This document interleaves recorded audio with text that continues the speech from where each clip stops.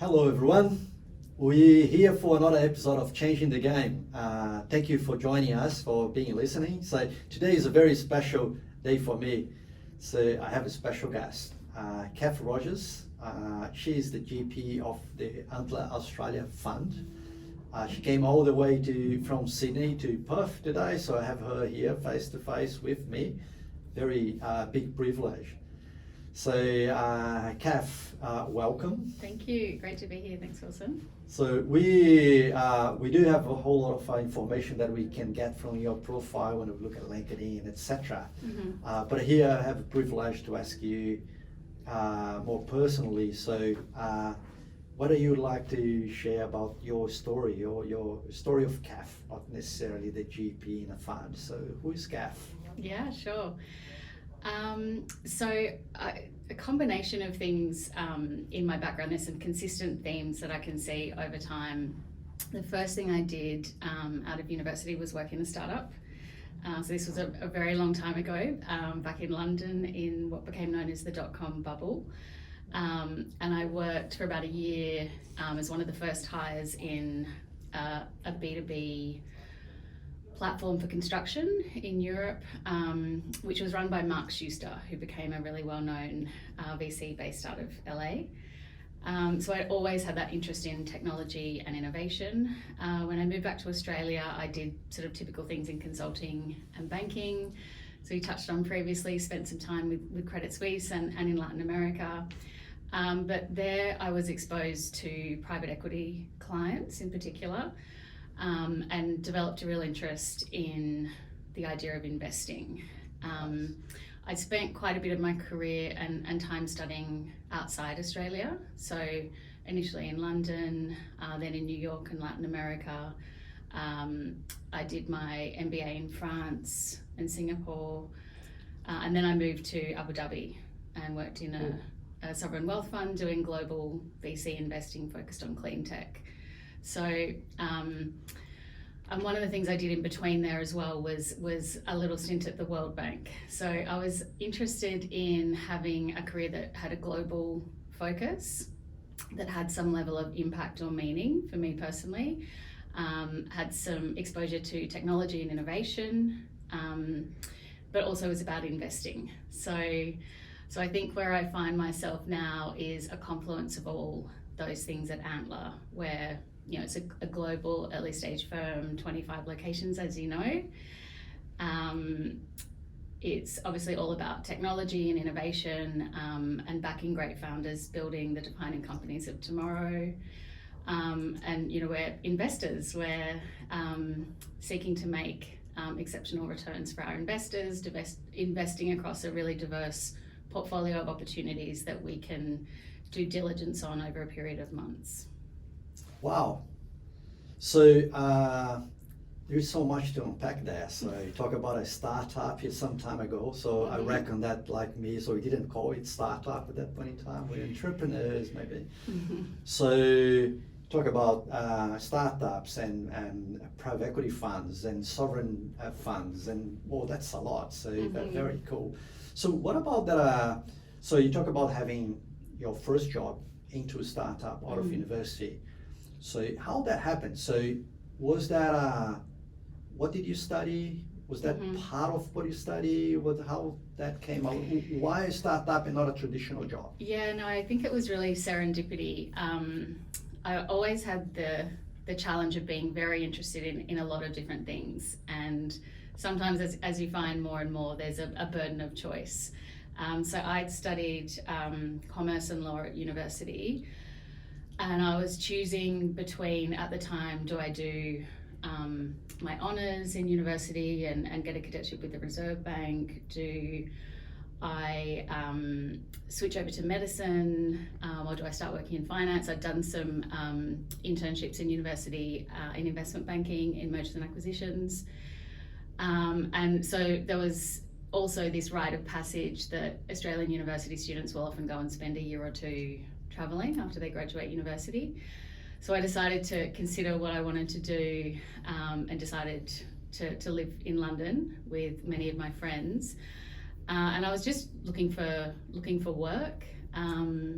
I used to read the Financial Times every day, so I was interested in that, and came across an opportunity. So it was really just serendipity and being in the right place at the right time. And I sent off an application, which I think was probably a couple of pages long, explaining who I was and why I should work there.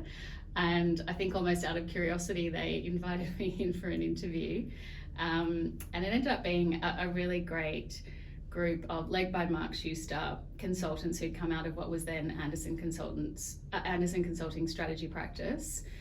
And they were able to attract some other really great talent from the likes of BCG and others, and start building this firm, which was backed at the time by Goldman Sachs and Ventures.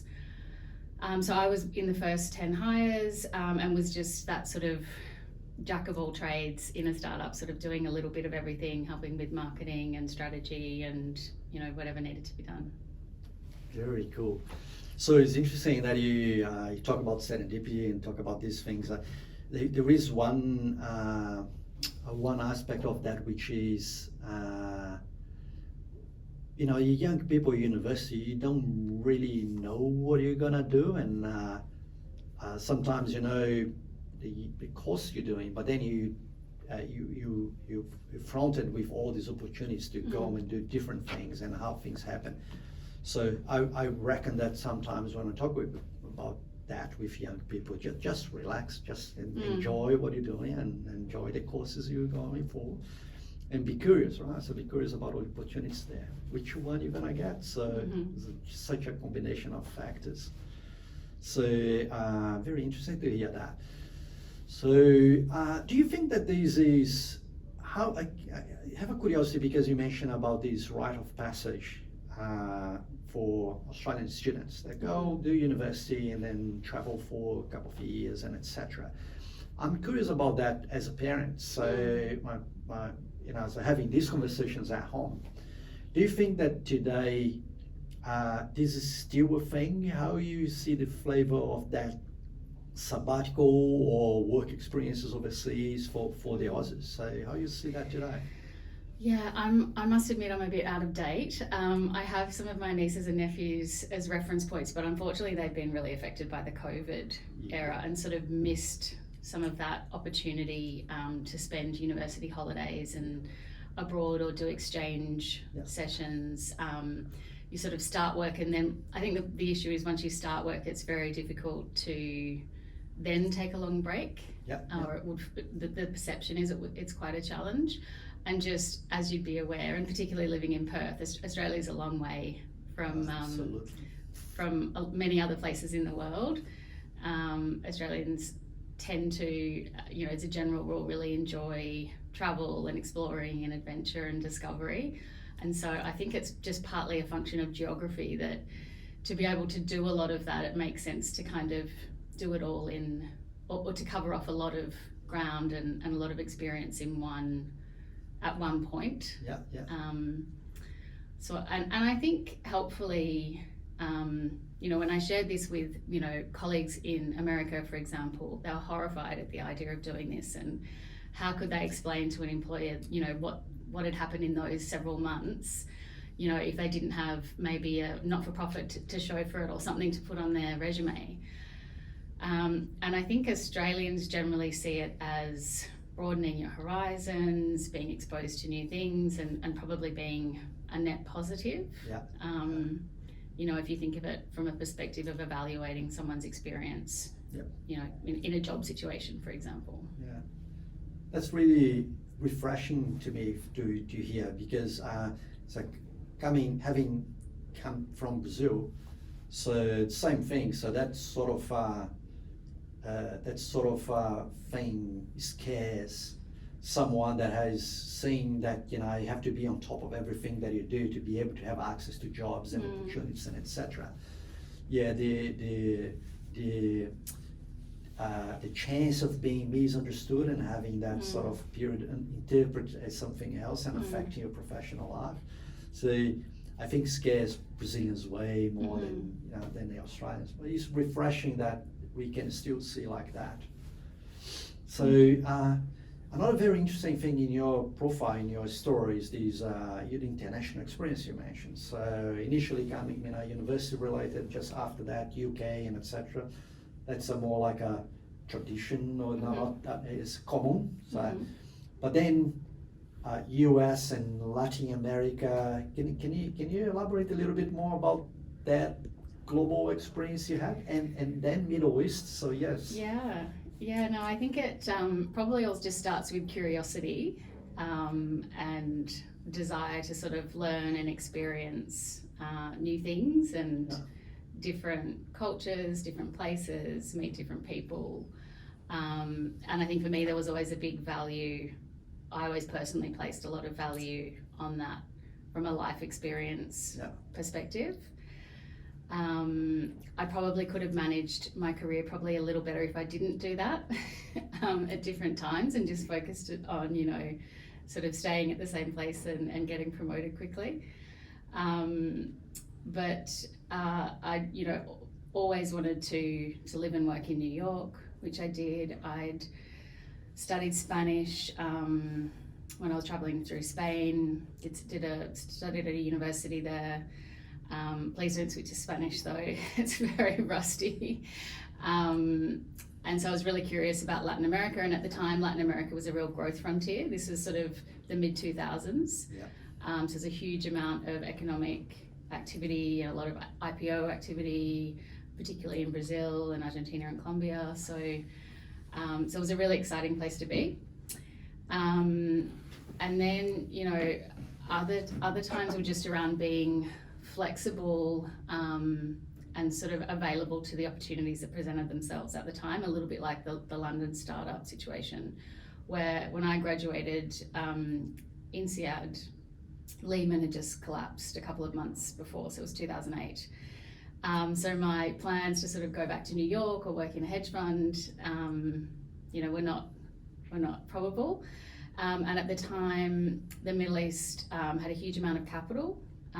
Oil price was like $130 a barrel, and they were looking to deploy that to diversify their economy, so they were actively hiring. So wanting to be an investor, wanting to do something sort of personally meaningful, which was around the clean tech focus, I was sort of willing. It probably wouldn't have been my first choice, if I'm honest, but was willing to sort of make those trade-offs and sort of have that experience, which was great. Very nice. So interestingly as well, so when you talk about the experience you had with the startup in London, so you mentioned things about the people from Anderson Consulting that were coming along. So then you mentioned now about Lehman, financial crisis to 2008. So I think you know where I'm coming from. Yeah. So, and then you come to the current crisis, and you have the SVB issue going on, and now with Credit Suisse.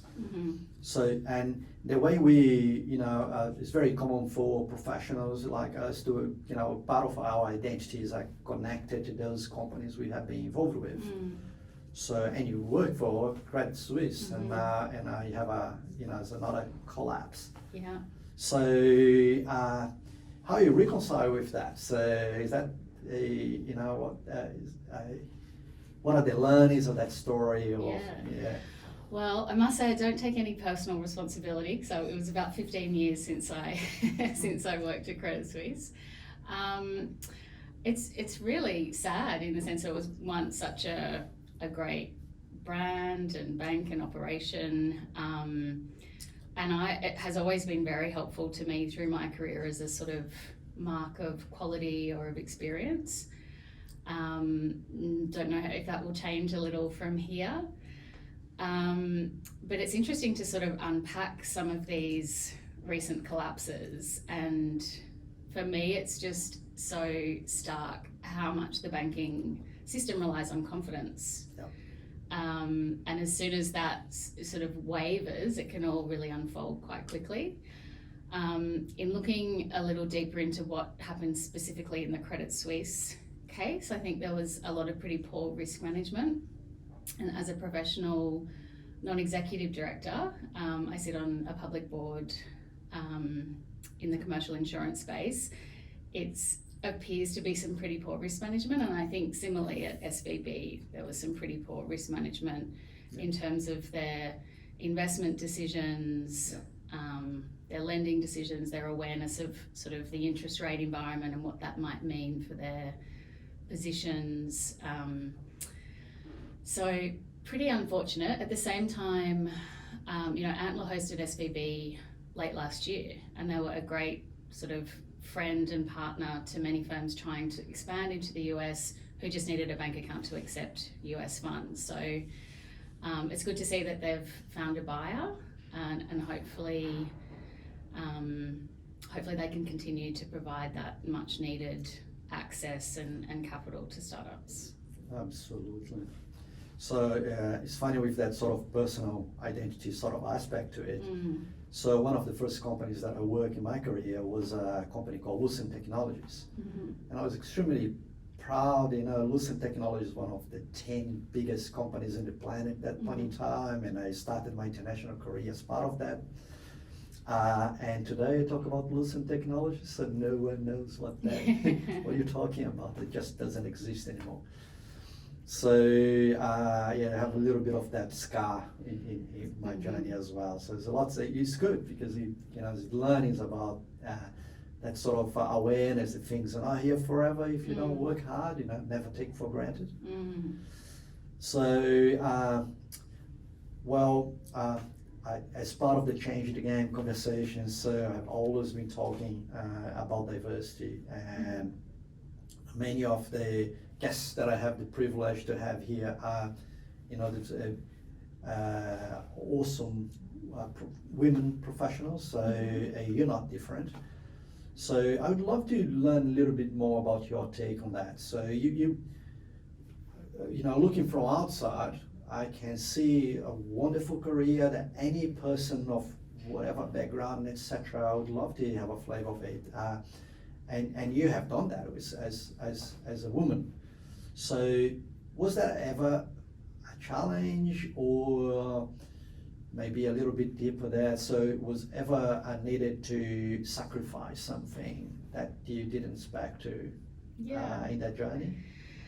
Yeah, and I've been reflecting on this quite a bit lately as at Antler, we reconsider our approach to how we can best promote outcomes for women founders.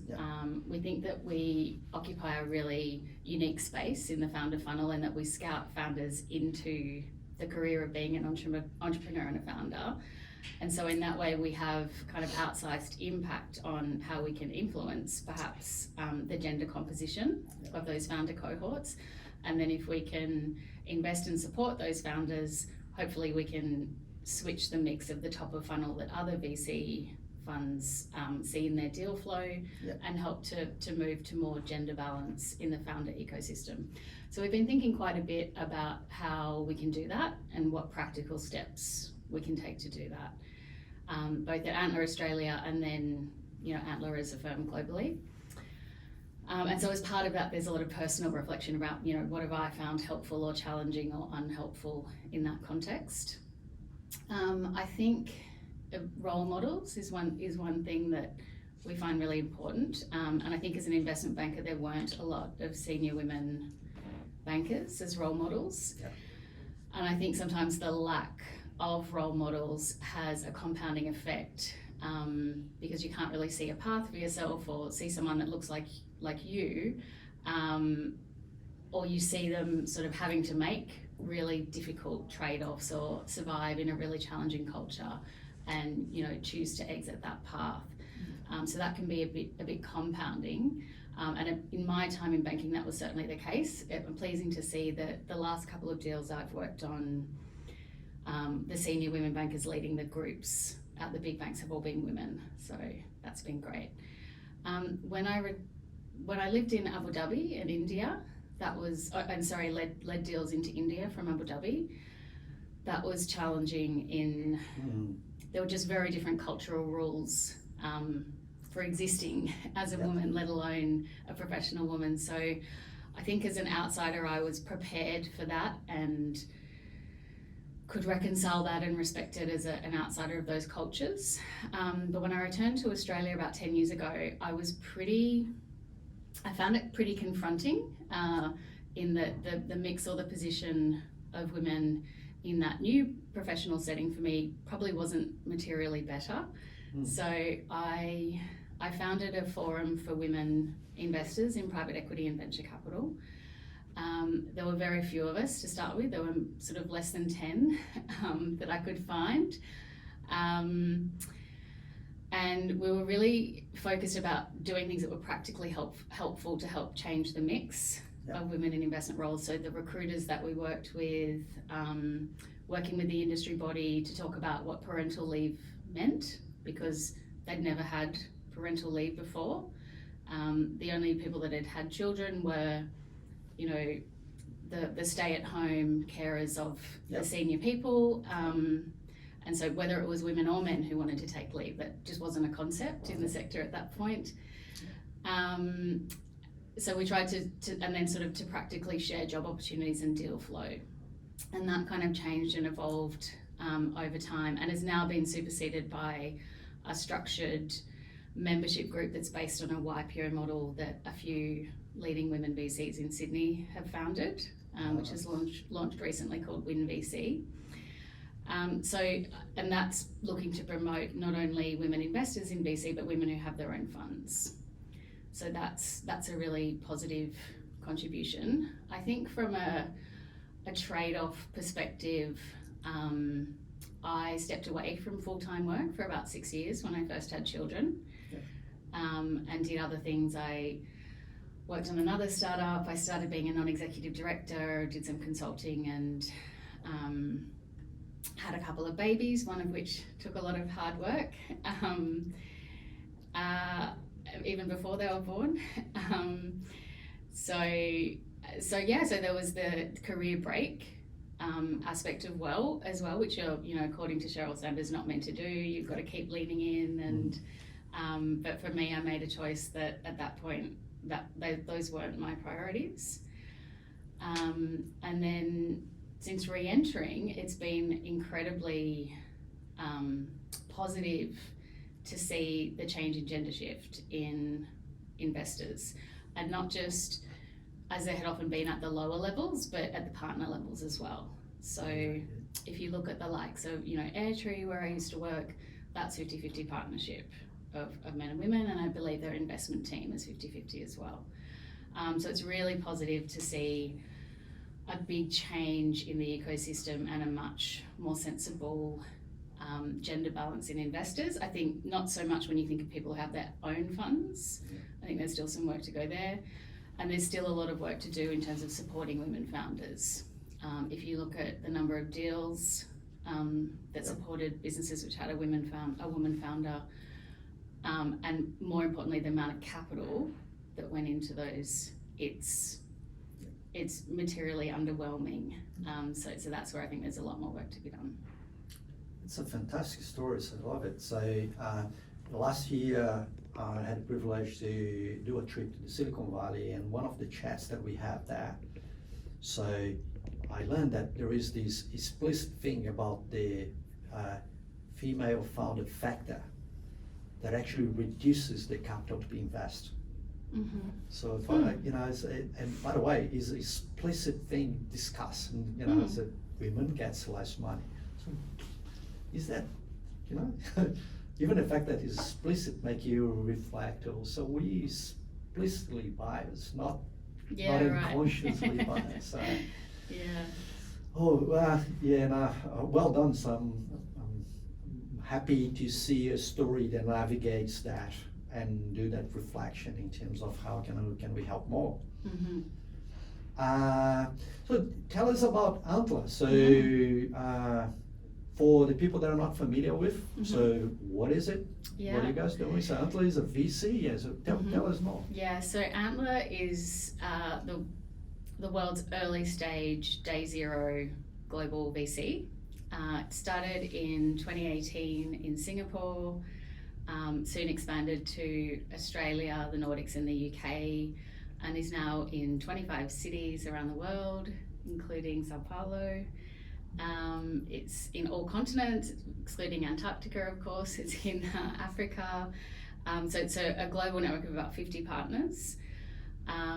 We've made 700 investments. I think funds under management are approaching, it changes all the time, I think it's approaching about 700 US. And the premise is around investing, backing the exceptional founders that are, you know, building the great companies of tomorrow on day zero. So most of the time that works through an Antler cohort where you'll scout and screen and select a diverse group of founders that may be technologists and builders, finance and commercial experts or domain experts. Bring them into a cohort, and there's a process of founder formation, team formation, founder matching, ideas validation, and then an intense period of diligence, and all that happens over about 3 months. And then some of those teams will have an opportunity to pitch an investment committee, and then they'll receive investment on fixed terms. They'll then go into the Antler portfolio, where we'll continue to support them, provide follow-on funding, help them expand globally through the Antler network, and provide access to even later stage capital through the Antler Elevate Fund. Cool. So for transparency in this conversation, for the listeners, so I'm familiar with the model, somehow involved as an LP, and I keep coming to reflect on the Antler model, and I see that you talk about day zero, coming from, you know, the very first founder with an idea and getting together with people that they never met before and become co-founders. Quite curious about that aspect of it, because can that work? So, and the other thing as well, you said it's 5 years and 700 portfolio companies. So this is quite unique. So it's very rare in the globe. So it's a performance like that. So do you have some sort of insight what is that's different that you know, that enables that sort of acceleration of investments? Yeah. So the premise behind Antler is to build a global and distributed but really scalable platform for investing at scale, at high volume, in a way that is also really mindful of diligence and quality. So as you mentioned, it's a large number of investments, so there's intentionally a high degree of diversification, recognizing the risk profile of investing on day one. So we want to have less impact from companies who don't succeed and more shots on goals and ability to double down on those who do. And it's a really capital efficient way to get that diversification, because we're writing pretty small checks at the outset at really attractive valuations. So able to generally quickly realize an uplift on most of our investees.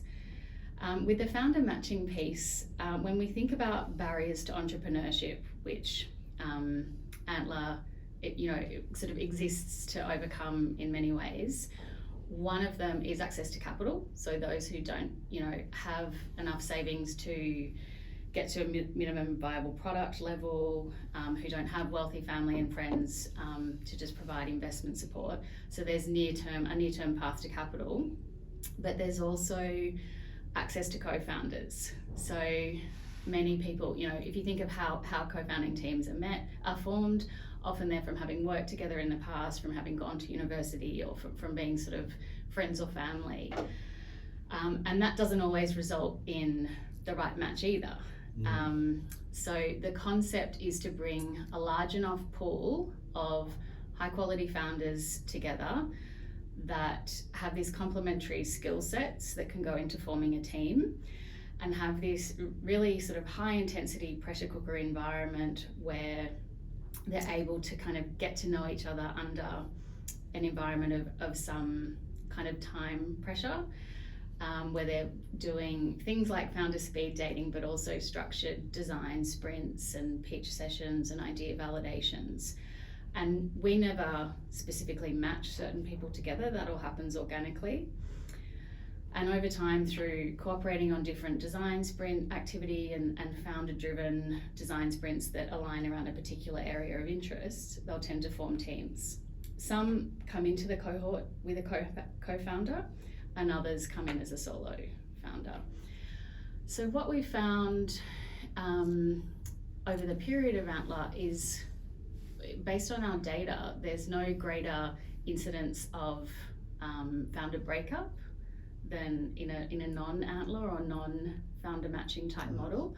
I think that it's really important because it overcomes one of the other barriers, which is it's really difficult to be a solo founder, because by definition you're almost never going to have all of the necessary skill sets and experience, and you're not going to be able to execute as quickly with just one person. And it's going to be more of a cash burn if you have to hire in all of those people, or you're going to dilute yourself. So we find that the co-founder matching is a really core part of Antler, but it's also about the ideas validation, the coaching, the feedback, and the building with a community where all of these teams are forming together. They're learning by osmosis as to what the other founders are doing. They're having coaching and support, and they have sort of clear goals and timeframes to be able to prove out their thesis, and to hopefully get our investment. Very good.